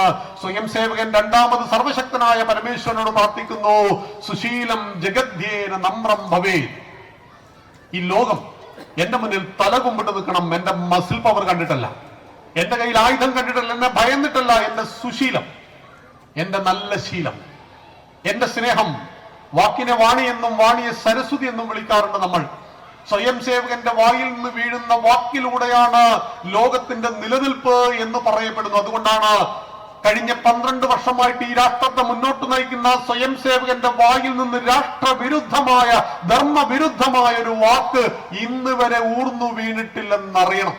സുശീലം ജഗദ്ധ്യേന നമ്രം ഭവേത് എന്ന് പറഞ്ഞ് മൂന്നാമത്തെ ഗുണം എനിക്ക് നൽകൂ പരമേശ്വര. സുതം ചൈവയത് കണ്ഠകാകീർണ മാർഗം. ഇത് കല്ലും മുള്ളും നിറഞ്ഞ വഴിയാണ്. ഈ ധർമ്മത്തെ, സംസ്കാരത്തെ സംരക്ഷിക്കുക എന്ന് പറയുന്നത് പാൽപ്പായസമല്ല, അത് പൂവിട്ട മാർഗവുമല്ല, അത് കല്ലുകളും മുള്ളുകളും നിറഞ്ഞ മാർഗമാണ്. നിങ്ങൾ തലശ്ശേരി, പാനൂര്, കണ്ണൂർ കാര്യാലയങ്ങളിൽ വന്നാൽ നൂറുകണക്കിന് സ്വയം സേവന്മാരുടെ ഫോട്ടോ അവിടെ കാണാം. ഈ ആദർശത്തിന്റെ വഴിയിൽ സഞ്ചരിച്ചു എന്നൊരൊറ്റ കാരണം കൊണ്ട് ജീവൻ ബലിദാനം നൽകപ്പെട്ട നൂറുകണക്കിന് സ്വയം സേവന്മാരെ കാണാം. ഞങ്ങളുടെ നാദാപുരം കാര്യാലയത്തിൽ വന്നാൽ 9 സ്വയം സേവന്മാരുടെ ഫോട്ടോ കാണാം. ഞങ്ങൾക്ക് മുമ്പ് സഞ്ചരിച്ച ആളുകൾ, ഈ ധർമ്മത്തിനും സംസ്കാരത്തിനും വേണ്ടി ജീവൻ വെടിഞ്ഞ നൂറുകണക്കിന് സ്വയം സേവകന്മാരുടെ നിശ്ചയദാർഢ്യമാണ്. ഇത് കല്ലും മുള്ളും നിറഞ്ഞ കണ്ഠകാകീർണമാണെന്ന് അറിഞ്ഞുകൊണ്ട് തന്നെയാണ് അവർ ഈ വഴിയെ തെരഞ്ഞെടുത്തത്. 2 കാലുകളും വെട്ടി അരിയപ്പെട്ട് ഇന്ന് ലോകസഭ, രാജ്യസഭ MP ആയി മാറിയ സദാനന്ദൻ മാസ്റ്റർ ഒരു ITC ക്യാമ്പിൽ വന്നതിന് ശേഷം പറഞ്ഞ ഒരു വാക്കുണ്ട്, നമ്മുടെ ഒരു ഗണഗീതം. പതിചിതറിക്കിടക്കുന്നൊരസ്ഥികൾ പതിയിരിപ്പൂ മരണമെന്നോതവൻ, പതറിനാറുണ്ടു മാനസമെങ്കിലും വെടിയുമില്ല ഞാൻ ഈ വഴിത്താരയെ. അനുഗമിച്ചവരെന്നെ വെടിഞ്ഞിടാം, അരുമയുള്ളവർ പോലും ഒഴിച്ചിടാം, ഒടുവിൽ ഏകനായി തീർന്നിടാമെങ്കിലും വെടിയുകില്ല ഞാൻ ഈ വഴിത്താരയെ. ഇതുവരേക്കെന്റെ നാഡീഞരമ്പുകൾ ഹൃദയരക്തത്തുടിപ്പേറ്റു പാടുമോ, അതുവരേക്ക് പ്രളയം വരികിലും വെടിയുകില്ല ഞാൻ ഈ വഴിത്താരയെ. എന്തിന് നാം ഒരു സ്വയം സേവകനായി? ക്ഷീണിച്ച ദേഹം ഉയരറ്റടിയുന്ന മുന്നേ, ദാഹിച്ച കണ്ണൊളി മറഞ്ഞണയുന്ന മുന്നേ, അത്യന്ത വൈഭവ സമുജ്വല ഹിന്ദുരാഷ്ട്രം കാണുവാൻ വേണ്ടിയാണ് നമ്മൾ ഈ സനാതന ധർമ്മത്തിൽ വിശ്വസിക്കുന്നതും സനാതന ധർമ്മത്തിന്റെ സംരക്ഷണത്തിന് വേണ്ടി ജീവൻ ആഹുതി ചെയ്യുവാൻ തയ്യാറായി കിടക്കുന്നതും. കാരണം ഹിന്ദുരാഷ്ട്രം, സനാതന ധർമ്മം എന്ന് പറഞ്ഞാൽ എല്ലാവരെയും മുറുകെ പിടിക്കുന്നതാണ്. അങ്ങനെ എല്ലാത്തിനെയും സ്നേഹിക്കുന്ന, എല്ലാവരാലും സ്നേഹിക്കപ്പെടുന്ന വ്യക്തികളായി മാറണമെങ്കിൽ നമുക്ക് സുശീലം വേണം, കൂടെ സുതം വിശേഷ ബുദ്ധി. ഹൈന്ദവ സമൂഹത്തിനിടയിൽ പ്രവർത്തിക്കുമ്പോൾ ഒരുപാട് പ്രതിസന്ധികൾ നമുക്കുണ്ടാവും. നിരാശ പടുകുഴിയായിട്ട് നമ്മളെ തേടി വരും. ഹിന്ദുക്കളെ സംഘടിപ്പിക്കുവാൻ തവറുകളെ സംഘടിപ്പിക്കുന്നതാണ് അതിനേക്കാൾ എളുപ്പമെന്ന് ദത്തോപന്ത് ടാങ്കിഡിജിയോട് 42 പറഞ്ഞിട്ടുണ്ട്. രാഷ്ട്രീയ സ്വയംസേവക സംഘത്തിന്റെ സന്ദേശവുമായിട്ട് മലയാളം അറിയാത്ത ദത്തോപന്ത് ടാങ്കിഡിജി 42 കാലഘട്ടത്തിൽ കേരളത്തിന്റെ മണ്ണിൽ വന്നപ്പോൾ നിങ്ങൾ എന്തിനു വന്നു? ഈ നാടിന്റെ ദേശീയ ജനതയായ ഹിന്ദുവിന്റെ അസംഘടിതാവസ്ഥയാണ് ഈ നാടിന്റെ അടിമത്വത്തിന് കാരണം. 60,000 സായിപ്പന്മാർക്ക് 30 കോടി വരുന്ന ഭാരതീയുടെ മുകളിൽ ആധിപത്യം സ്ഥാപിക്കുവാൻ കഴിഞ്ഞത് എങ്ങനെ? പരംപൂജന് ഡോക്ടർ കേശവ് ബലറാം ഹെഡ്ഗേവാർ ചിന്തിച്ചു, ഡോക്ടർ ജി ചിന്തിച്ചു. 60,000ന്റെ 500 ഇരട്ടിയായിരുന്നു 30 കോടി. ഒരു സായിപ്പിനെ തോൽപ്പിക്കുവാൻ നമ്മൾ 500 ഭാരതീയരുണ്ടായിരുന്നു, എന്നിട്ട് നമ്മൾ തോറ്റുപോയി. എന്തുകൊണ്ട്? ഈ നാടിന്റെ ദേശീയ ജനതയായ ഹിന്ദുവിന്റെ അസംഘടിതാവസ്ഥയാണ്. 84,000 ജാതികളിൽ ഛിന്ന ഭിന്നമായി പോയ, രാഷ്ട്രബോധവും ധർമ്മബോധവും നഷ്ടപ്പെട്ടു പോയ, പാരമ്പര്യത്തെക്കുറിച്ചും പൈതൃകത്തെക്കുറിച്ചും പൂർവികരെ കുറിച്ചും മറന്നുപോയ, ബുദ്ധമതത്തിന്റെ ആധിക്യത്തിൽ അഹിംസാ സിദ്ധാന്തവാദികളായി തീർന്ന ആ ഹിന്ദുവിന്റെ അസംഘടിതാവസ്ഥയാണ് ഈ നാടിന്റെ ദുഃഖത്തിന് കാരണമെന്ന് മനസ്സിലാക്കിയ പരംപൂജനീയ ഡോക്ടർ ജി കുറച്ച് കുട്ടികളെയും വിളിച്ചുകൂട്ടി നാഗപ്പൂരിലെ മോഹിതവാട എന്ന സംഘസ്ഥാനിൽ പരം വൈഭവം സ്വരാഷ്ട്രം, എന്റെ രാഷ്ട്രത്തിന്റെ പരമമായ വൈഭവം, അത് സാധ്യമാക്കണമെങ്കിൽ 5 ഗുണങ്ങളോടൊത്ത വ്യക്തികളെ ഞാൻ സൃഷ്ടിച്ചുകൊണ്ടേയിരിക്കുന്ന ഒരു പ്രക്രിയ തുടങ്ങേണ്ടതുണ്ട്. മാൻ മേക്കിംഗ്. വിവേകാനന്ദ സ്വാമികൾ ഒരിക്കൽ പറയുകയുണ്ടായി, first make citizens and get land free. നിങ്ങൾ ആദ്യം പൗരന്മാരെ സൃഷ്ടിക്കൂ, എന്നിട്ടാവട്ടെ രാഷ്ട്രത്തിന് സ്വാതന്ത്ര്യം എന്ന് പറഞ്ഞത് 1897 പറഞ്ഞ 50ാമത്തെ വർഷം രാജ്യത്തിന് സ്വാതന്ത്ര്യം കിട്ടി. വ്യക്തി നിർമ്മാണം നടക്കാതെ രാഷ്ട്രത്തിന് സ്വാതന്ത്ര്യം കിട്ടിയപ്പോൾ ഭാരതമാതാവിനെ തികച്ചു കിട്ടിയോ? ഭാരതമാതാവിനെ തികച്ചിട്ടാണ് 47 ആഗസ്റ്റ് 15 കിട്ടിയത്.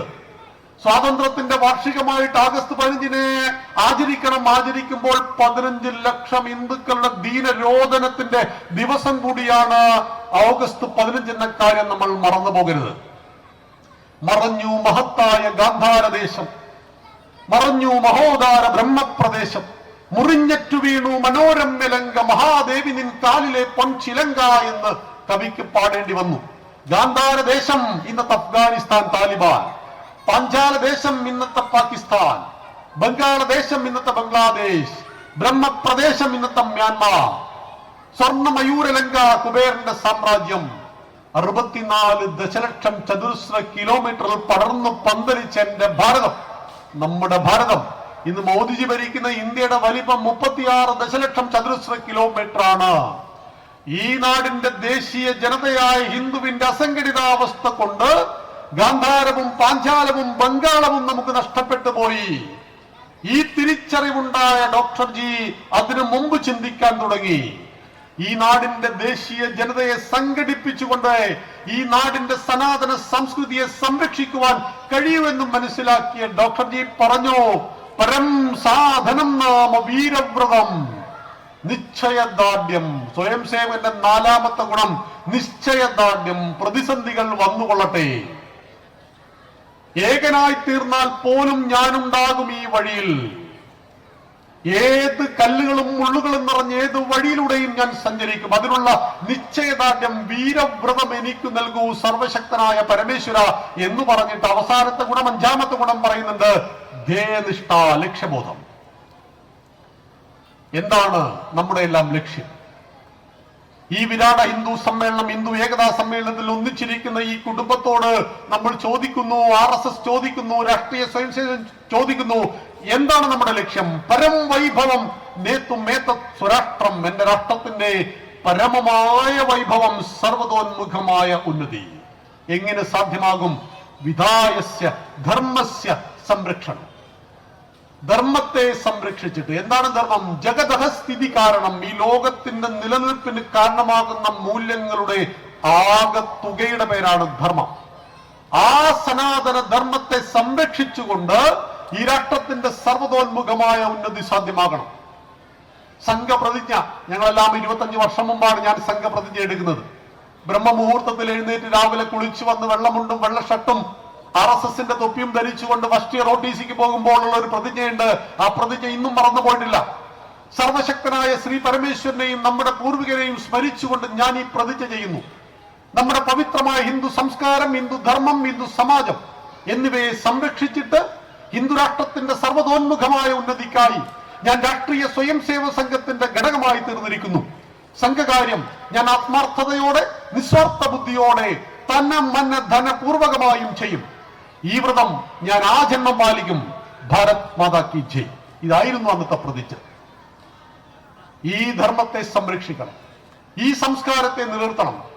ഒട്ടും തെളിമങ്ങാതെ, കരിന്തിരി കത്താതെ അടുത്ത തലമുറയ്ക്ക് ഈ കെടാവിളക്കിന് ഏൽപ്പിച്ചു കൊടുക്കുവാൻ കാലമേൽപ്പിച്ച നിയോഗം നമ്മളിലാണെങ്കിൽ, നമ്മളാ ദൗത്യം ചെയ്തില്ല എങ്കിൽ, ബുദ്ധന്മാർ മറന്നുപോയി ധർമ്മ സംരക്ഷണം, അഫ്ഗാനിസ്ഥാൻ താലിബാനായി മാറി, ഗാന്ധാരം താലിബാനായി മാറിയതുപോലെ നമ്മുടെ നാടിനെ വെട്ടിമുറിക്കുന്ന ക്ഷുദ്രശക്തികളുടെ പ്രവർത്തനം ഈ പെരുമ്പാവൂരിലുണ്ട്, നിങ്ങളുടെ നാട്ടിലുണ്ട്, എല്ലായിടത്തുമുണ്ട്. രാഷ്ട്രവിരുദ്ധ ശക്തികൾ നിറഞ്ഞാടുന്ന ഒരു മണ്ണുകൂടിയാണ് നിർഭാഗ്യവശാൽ ഈ വർത്തമാനകാല കേരളം. ഹമാസിലെ ഭീകരന്മാർക്ക് വേണ്ടി നിലവിളിക്കുവാൻ ഇവിടെ ആളുണ്ട്. ഹമാസിനെ ഭീകരന്മാർ എന്ന് വിളിച്ചുപോയ ശ്രീ ശശി തരൂരിനെ അട്ടിപ്പുറത്താക്കുവാൻ ആളുണ്ട്. പക്ഷെ പെഹൽഗാമിൽ 26 ഭാരതീയരെ വെടിവെച്ച് കൊന്നത് തെറ്റാണെന്ന് പറയുവാൻ ആളുകളില്ലാത്ത നാടാണിത്. ഉസാമ ബിൻ ലാദന് വേണ്ടി ലോകത്തിൽ ഒരൊറ്റ സ്ഥലത്ത് മാത്രമാണ് കവിത പിറന്നത്. എവിടെയാ ഉസാമ ബിൻ ലാദൻ?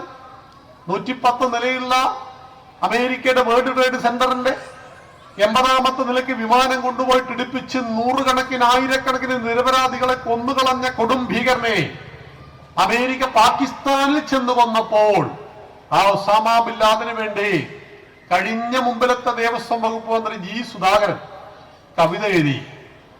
ലാദാ ബില്ലാദാ ബിരുയി ഒബാമയെന്നോർത്ത നീ എന്ന് തുടങ്ങുന്ന കവിത. ഒസാമ ബിൻ ലാദന് വേണ്ടി കവിത. ഗീതയിൽ ഭഗവാൻ പറയുന്നുണ്ട്, അശോച്ചാനന്റെ ശോചത്വം പ്രജ്ഞാവാദാം ച ഭാഷസേ. ആരെ കുറിച്ചോർത്ത് ദുഃഖിക്കാൻ പാടില്ലയോ അർജുന, നീ അവരെ കുറിച്ചോർത്ത് ദുഃഖിക്കുന്നു. പണ്ഡിതന്മാർ പറയുന്ന പോലെ വലിയ വലിയ വാക്കുകളെയും പറയുന്നു എന്ന്.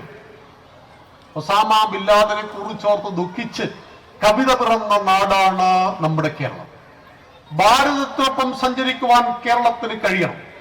ഈ നാടിന്റെ ദേശീയതയ്ക്കൊപ്പം സഞ്ചരിക്കുവാൻ കേരളത്തിന് കഴിയണമെങ്കിൽ ഈ നാടിന്റെ ദേശീയ ജനതയായ ഹിന്ദുവിന്റെ സംഘടിതാവസ്ഥ സാധ്യമാക്കണം. അത് സമസ്ത മേഖലയിലും ഉണ്ടാകും. രാഷ്ട്രീയ മേഖലയിൽ നമ്മുടെ വാർഡ് മെമ്പർമാർ ഈ വേദിയിലുണ്ട്. ഭാരതീയ ജനതാ പാർട്ടി RSSന്റെ പ്രേരണയിൽ നിന്നുണ്ടായ സംഘടനയാണ്. 1948 മഹാത്മാഗാന്ധിയുടെ വധത്തെ തുടർന്ന് സംഘത്തെ നിരോധിച്ചു. സംഘത്തിന്റെ പരംപൂജനീയ സർസംഘചാലകനെ തടവറയിലിട്ടപ്പോൾ അധികാരം വ്യക്തിയെ ദുഷിപ്പിക്കുമെന്നും പ്രശസ്തി പ്രവർത്തനത്തിലെ ശ്രദ്ധ കുറക്കുമെന്നും പറഞ്ഞ് ഡോക്ടർ ജി പറഞ്ഞു. അതുകൊണ്ട് രാഷ്ട്രീയ അധികാരത്തിന്റെ വഴിയിലേക്ക് നമുക്ക് വേണ്ടതില്ല എന്നായിരുന്നു അന്നത്തെ സംഘത്തിന്റെ തീരുമാനമെങ്കിൽ RSSനെ ഇല്ലാതാക്കുവാൻ ഇന്ത്യൻ പാർലമെന്റ് ഉപയോഗിച്ചു ജവഹർലാൽ നെഹ്റു. ഏത് പാർലമെന്റ് ഉപയോഗിച്ചാണോ RSSനെ ഇല്ലാതാക്കുവാൻ നെഹ്റു അങ്ങ് പരിശ്രമിക്കുന്നത്, അതേ പാർലമെന്റ് ഞങ്ങൾ ഒരു നാൾ RSSകാരെ കൊണ്ട് കുത്തി നിറക്കുമെന്നായിരുന്നു പരംപൂജനീയ ഗുരുജിയുടെ പ്രതിജ്ഞ. 1950 ജനസംഘമുണ്ടായി. 2014 282 കാക്കി ട്രൗസർധാരികളെ കൊണ്ട് ഇന്ത്യൻ പാർലമെന്റ് നിറച്ചു കാണിച്ചു കൊടുക്കുവാൻ നമുക്ക് കഴിഞ്ഞുവെങ്കിൽ ചാലഞ്ച് ആൻഡ് റെസ്പോൺസ്, വെല്ലുവിളികൾ വന്നുകൊണ്ടിരിക്കും. ആ വെല്ലുവിളികളെ എന്നും ഹിന്ദുക്കൾ അതിജീവിച്ചു കൊണ്ടിരിക്കും. ഭഗീരഥൻ പോലെ എത്ര മഹോന്നത തപസ്വിമാരുടെ വംശക്കാർ, പരമ്പരാഗതമല്ലോ നമ്മൾ കജയ്യ തീവ്ര തപശക്തി.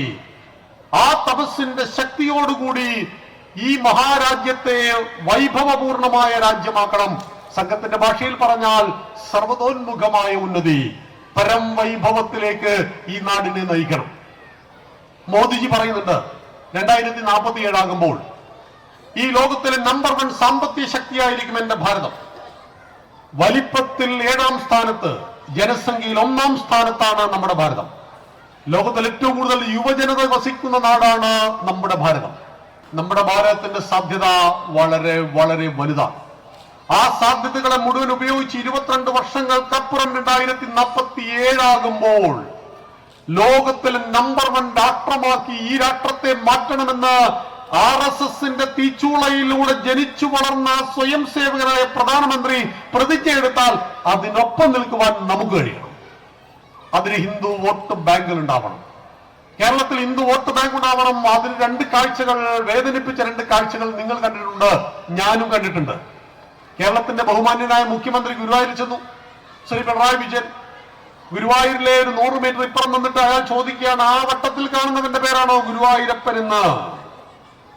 ആ വട്ടത്തിൽ കാണുന്നവന്റെ പേര് ഗുരുവായൂരപ്പനാണോ എന്ന് ചോദിക്കുന്ന ഒരു മുഖ്യമന്ത്രി നാളുകളിൽ നമുക്ക് വേണ്ടതുണ്ടോ എന്ന് ചിന്തിക്കേണ്ടത് നമ്മൾ ഹിന്ദുക്കളാണ് എന്നറിയണം.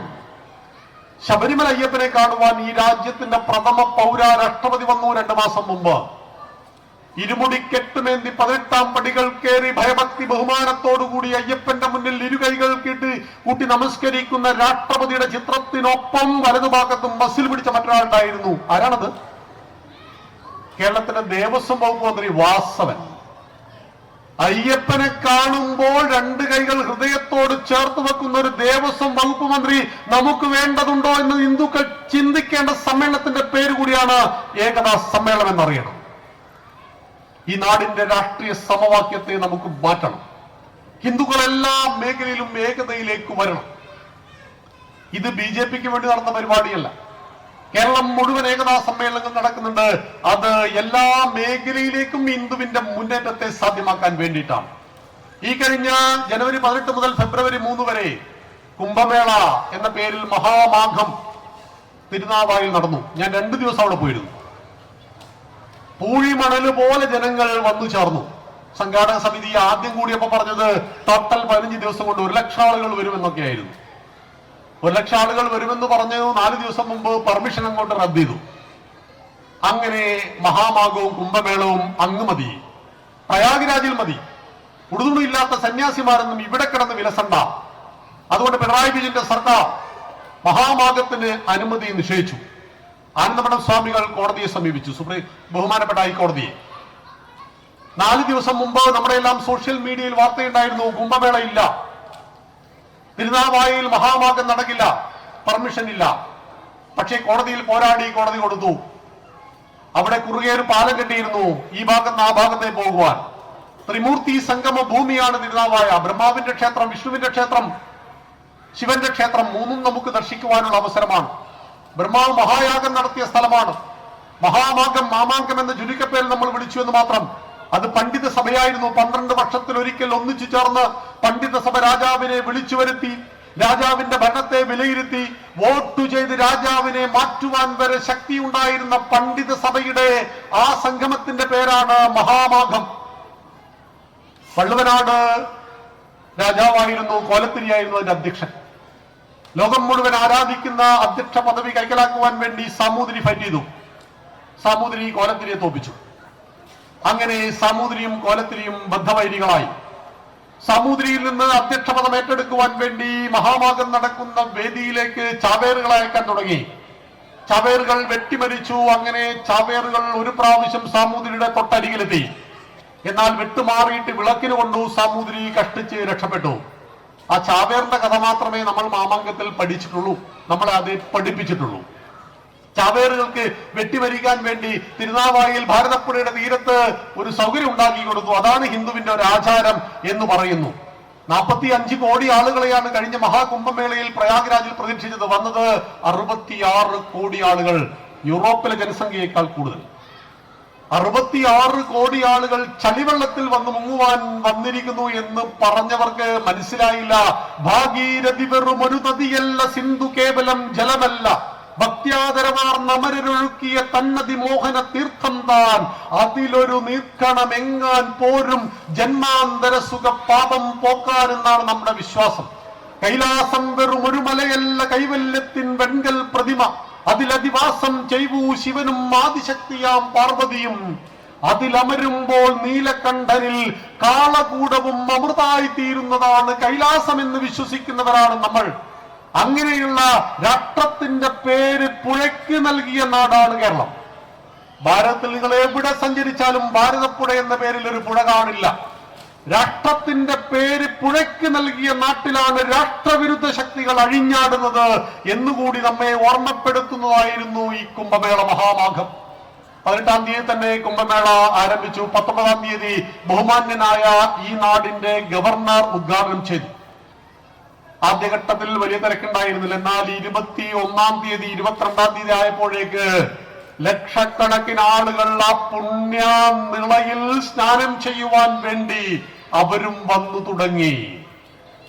ആ നിളയിൽ ഒരു മാത്രയെങ്കിലും, ഒരു നിമിഷമെങ്കിലും ആ ചുട്ടുപൊള്ളുന്ന വെയിലിൽ വകവയ്ക്കാതെ പുണ്യമായ നിളയുടെ തീർത്ഥത്തിലൊന്ന് മുങ്ങിക്കുളിച്ചാൽ 7 തലമുറയിൽ ചെയ്ത പാപഭാരത്തെ ഇല്ലാതാക്കുവാൻ കഴിയുന്നു എന്ന വിശ്വാസത്തെ മുറുകെ പിടിച്ചുകൊണ്ട് 1 ലക്ഷം ആളുകളെ പ്രതീക്ഷിച്ചിട്ട് 40 ലക്ഷത്തോളം ഹിന്ദുക്കൾ വന്ന് മുങ്ങിക്കുളിക്കുവാൻ കഴിയുന്ന രീതിയിലേക്ക് കുംഭമേളയെ മാറ്റുവാൻ കഴിയുന്ന ഒരു വർത്തമാന കാലഘട്ടത്തിലാണ് നമ്മൾ ഈ ഏകതാ സമ്മേളനം നടത്തുന്നത് എന്നുകൂടി നാം അറിയണം. ഹിന്ദുക്കൾ തിരിച്ചറിവിന്റെ പാതയിലാണ്. അമ്പലം ചുമരാണ്, വിഗ്രഹം കല്ലാണെന്ന് കമ്മ്യൂണിസ്റ്റുകൾ നമ്മളെ പഠിപ്പിച്ചു. കമ്മ്യൂണിസ്റ്റുകാരന്റെ കൾച്ചറൽ ഡാമേജ് ഉണ്ടാക്കിയ കമ്മ്യൂണിസ്റ്റുകാരന് ഹിന്ദുവിന്റെ ഉള്ളിൽ നിന്ന് ഭക്തി എടുത്തു കളഞ്ഞു. MD വാസുദേവൻ നായർ നമുക്ക് വളരെ ഇഷ്ടം, മലയാള ഭാഷയുടെ കുലപതി തന്നെയാണ്. പക്ഷെ അദ്ദേഹം ഒരു സിനിമ ഇറക്കി, നിർമാല്യം. ആ നിർമാല്യം എന്ന സിനിമയിലെ കേന്ദ്ര കഥാപാത്രം ഒരു വെളിച്ചപ്പാടാണ്.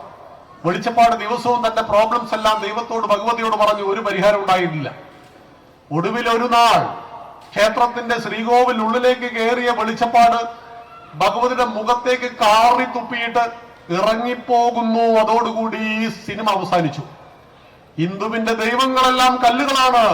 കണ്ണു തുറക്കാത്ത ദൈവങ്ങളെ, കരയാനറിയാത്ത, ചിരിക്കാനറിയാത്ത കളിമൺ പ്രതിമകളെ എന്ന് പറഞ്ഞപ്പോൾ ആയിരക്കണക്കിന്, ലക്ഷക്കണക്കിന് ഹിന്ദു യുവതി യുവാക്കൾ ഭക്തിയും ക്ഷേത്രത്തെയും ഉപേക്ഷിച്ചു.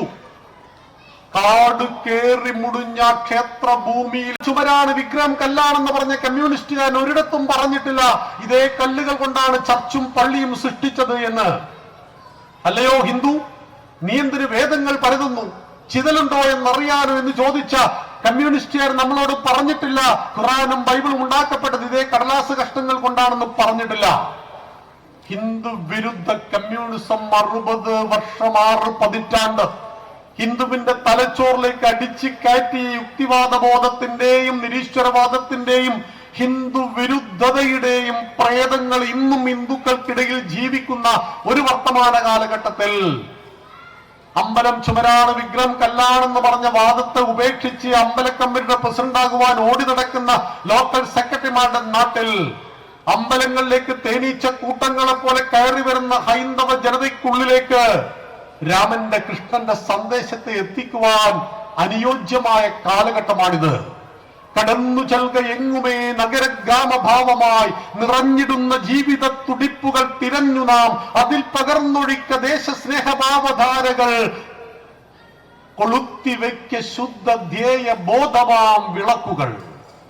അറിവിന്റെ, സനാതന ധർമ്മത്തിന്റെ, പവിത്രമായ നമ്മുടെ സംസ്കാരത്തിന്റെ, ഹിന്ദുവായതിൽ അഭിമാനിക്കുവാൻ എന്തുണ്ട് എന്ന ചോദ്യത്തിന്റെ ശുദ്ധ ധ്യേയബോധത്തിന്റെ പ്രകാശങ്ങളെ ഹൈന്ദവ മനസ്സുകളിൽ ചേർത്ത് കോർത്ത് കത്തിച്ചു വെക്കേണ്ട ഒരു വർത്തമാന കാലഘട്ടത്തിൽ കൂടിയാണ് നാം ഹിന്ദു ഏകതാ സമ്മേളനം ഇവിടെ വിളിച്ചു ചേർത്തത്.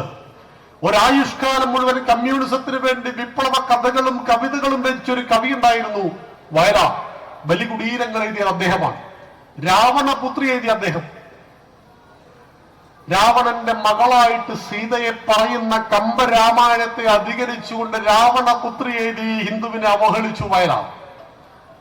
മാറിൽ തുളഞ്ഞു തുളഞ്ഞു കേറും രഘുവീരന്റെ ബാണങ്ങൾ ഓരോന്നായി വലിച്ചെടുത്തിടവേ കണ്ണു നിറഞ്ഞു പോയി രാവണന് അക്കാട്ടുപെണ്ണിൽ പിറന്ന മകളാണ് മൈഥിലി എന്ന് പറഞ്ഞ ശുദ്ധമായ മലയാളത്തിന്റെ വക്താവായ വയലാർ.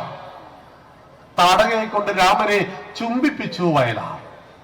ഘോരരൂപിണി താടക ഭയങ്കരി വന്മല ചിറകറ്റ് വീഴുന്നത് പോലെ രാമബാണമേറ്റ് മരിച്ചു എന്ന് മലയാള ഭാഷയുടെ പിതാവ് അധ്യാത്മരാമായണത്തിൽ പറയുന്ന ഈ ദുഷ്ടഭയങ്കരിയെ കൊണ്ട് രാമന്റെ കാമുകിയാക്കി വയലാർ. ആ രാത്രി സ്വപ്നവും കണ്ട് വനനദീ തീരത്ത് ശ്രീരാമചന്ദ്രൻ ഉറങ്ങവേ കാട്ടിലൂടെ അനങ്ങാതെ ഒച്ചയുണ്ടാക്കാതെ ഓട്ടുവളകൾ കിലുക്കാതെ ദാശരഥിതൻ അരികത്തനുരാഗ ദാഹ പരവശയായി വന്നു താടക. ഞൻപടുവാർന്ന യുവാവിന്റെ കൈകളിൽ തോൾവരയെത്തിക്കിടന്ന കാർകുന്തലിൽ ഹേമാങ്കകങ്ങളിൽ താടകതൻ തളിർത്താമരമൊട്ടിളം കൈവിരലോടവേ അജ്ഞാനമേതോ മധുരാനുഭൂതിയിൽ അർത്ഥസുപ്താന്തർവികാരമുണരവേ ആദ്യത്തെ മാദക ചുംബനത്തിൽ തന്നെ പൂത്തുവിടർന്നുപോയി രാമന്റെ കണ്ണുകൾ. താടകയെ കൊണ്ട് രാമനെ ചുംബിപ്പിക്കുവാൻ നാണമില്ലാത്ത കവികൾ പിറന്ന നാട്ടിൽ ആ കവിക്ക് തിരിച്ചറിഞ്ഞു, ഈ പവിത്രമായ സനാതന ധർമ്മത്തോട് ഞാൻ ചെയ്തു പോയ മഹാ അപരാധങ്ങൾ മുഴുവൻ പൊറുക്കാൻ വേണ്ടി, കമ്മ്യൂണിസത്തെ ചവറ്റുകൊട്ടയിലേക്ക് വലിച്ചെറിയാൻ വേണ്ടി മരിക്കുന്നതിന്റെ ഏതാനും വർഷങ്ങൾക്ക് മുമ്പ് വയലാർ ഒരു കവിത രചിച്ചു. വാളല്ലൻ സമരായുധം ജനജനധ്വാനം മുഴക്കിയിടുവാൻ ആളല്ല എന്റെ കരവാള് വിറ്റൊരു മണിപ്പൻ വീണ വാങ്ങിച്ചു ഞാൻ. വിപ്ലവം തോക്കിന്റെ മുകളിലൂടെ ഒന്നും വരില്ല. വിപ്ലവം നടത്തിയിട്ട് ലോകം മുഴുവൻ കമ്മ്യൂണിസ്റ്റ് വൽക്കരിച്ച് ഉള്ളവരും ഇല്ലാത്തവൻ തമ്മിലുള്ള അന്തരത്തെ ഇല്ലാതാക്കി രാജ്യത്തെ മുഴുവൻ ഏകമാക്കാമെന്ന് പരിശ്രമിച്ച കമ്മ്യൂണിസം യുഗോസ്ലാവിയയിലും ചെക്കോസ്ലാവിയയിലും റുമേനിയയിലും ഹംഗറിയിലും പോളണ്ടിലും കിഴക്കൻ ജർമ്മനിയിലും കംബോഡിയയിലും സോവിയറ്റ് റഷ്യയിലും പിറന്ന മണ്ണിലും പരീക്ഷിക്കപ്പെട്ടതും ചവറ്റുകുട്ടയിലേക്ക് വലിച്ചെറിയപ്പെട്ട ആ കമ്മ്യൂണിസത്തിന് എന്റെ ആധ്യാത്മിക ചിന്തകളെ തടുക്കുവാൻ കഴിയില്ലെന്നും മനസ്സിലാക്കിയ വയലാർ എഴുതി, ആരണ്യാന്തര ഗഹ്വരോദര തപസ്ഥാനങ്ങളിൽ സൈന്ധവോദാര ശ്യാമ മനോഭിരാമ പുളിനോപാന്ത പ്രദേശങ്ങളിൽ ആരന്തർമുഖം ഈ പ്രപഞ്ച പരിണാമോദ്ഭിന്ന സർഗക്രിയാസാരം തേടിയലഞ്ഞു പണ്ട് അവരിലെ ചൈതന്യമൻ ദർശൻ. ഈ പ്രപഞ്ചത്തിന്റെ നിഗൂഢതകളെ തേടി ആരണ്യകങ്ങളിൽ അലഞ്ഞ മഹർഷിമാരുടെ ചൈതന്യമാണ് എന്റെ ദർശനമെന്നും വാളല്ലൻ സമരായുധം ജനജനധ്വാനം മുഴക്കിയിടുവാൻ ആളല്ല എന്റെ കരവാള് വിറ്റൊരു മണിപ്പൻ വീണ വാങ്ങിച്ചു ഞാനെന്ന് വയലാറിനെ കൊണ്ട് പറയിപ്പിച്ചതാണ് ഈ നാടിന്റെ സനാതന സംസ്കാരം. എതിർക്കുന്നവരെ മുഴുവൻ ഒന്നാക്കി തീർക്കുവാൻ കഴിയുന്ന സമന്വയത്തിന്റെ സംസ്കാരമാണ് ഈ മണ്ണിന്റെ സംസ്കാരം. എന്നാൽ വർത്തമാനകാല കേരളത്തിൽ നേരത്തെ ആമുഖ ഭാഷണത്തിൽ പറഞ്ഞതുപോലെ, സ്വാഗത ഭാഷണത്തിലൊക്കെ പറഞ്ഞതുപോലെ ഹിന്ദു ബിംബങ്ങളെ വക്രീകരിക്കുന്നു. ലോകാ സമസ്താ സുഖിനോ ഭവന്തു എന്ന് നേരത്തെ ഇവിടെ പറഞ്ഞപ്പോ അതിന്റെ മൂന്നാമത്തെ വരി കണ്ടുപിടിച്ചു മറ്റാരുമല്ല, നമ്മുടെ മുഖ്യമന്ത്രി. വല്ലാത്ത കണ്ടുപിടുത്തായി പോയി. ഐസക് ന്യൂട്ടൻ ഭൂഗുരുത്വം കണ്ടെത്തിയത് പോലെയുള്ള കണ്ടുപിടുത്തം. സ്വസ്തി പ്രജാഭ്യാം പരിപാലയന്താം ന്യായേന മാർഗേണ മഹിമഹീഷ ഗോ ബ്രാഹ്മണേഭ്യ ശുഭമസ്തു നിത്യം ലോകാ സമസ്ത സുഖിനോ ഭവന്തു എന്ന ശ്ലോകത്തിന്റെ മൂന്നാമത്തെ വരി മാത്രം പറഞ്ഞു മുഖ്യമന്ത്രി. ഗോ ബ്രാഹ്മണേഭ്യ ശുഭമസ്തു നിത്യം. ഗോക്കൾക്കും ബ്രാഹ്മണനും സുഖം ഉണ്ടായാൽ എല്ലാവർക്കും സുഖം ഉണ്ടാവും. അപ്പൊ ഈ പശുവിനും ബ്രാഹ്മണനും സുഖം മതിയോ? ഞങ്ങൾക്കൊന്നും വേണ്ടേ? ഇതായിരുന്നു ചോദ്യം. ഹിന്ദുക്കൾ കൺഫ്യൂഷനായി. സ്വസ്തി, എല്ലാവർക്കും സ്വസ്തി, ശാന്തി.